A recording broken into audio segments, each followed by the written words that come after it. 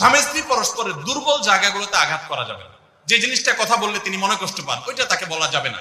ওইগুলো থেকে এড়িয়ে চলতে হবে। যে এই বিষয়ে তিনি কথা বলতে চান না, স্বামী তার মায়ের বিষয়ে যদি বলে রাগ হয়ে যায়, তাহলে এই বিষয়ে আমি কোনো কথা বলবো না। ভুল থাকলেও সেগুলো দেখেও না দেখার ভান করবো, সবর করবো।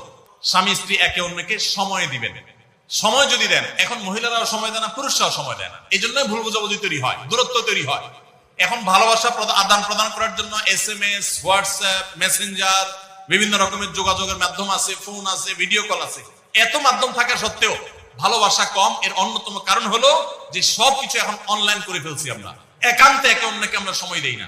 সময় দেওয়াটা হলো একটা বড় কাজ। অন্যের সুখ শান্তিতে আছে, তাদের ঝগড়াঝাটি হয় না, তারা একে অন্যের প্রতি খুব কেয়ারি, এই সমস্ত গল্প শুনে, মিথ্যা গল্প কিংবা সত্য গল্প শুনে প্রতারিত হতে যাবেন না। মনে রাখবেন, আপনি তার চাইতে অনেক দিক থেকে সুখে আছেন, সেটা হয়তো আপনার মাথায় আসছেন, আপনি খুঁজে বের করেন। নিশ্চয়ই অনেক সুখের পয়েন্ট আল্লাহ আপনাকে দিয়ে রেখে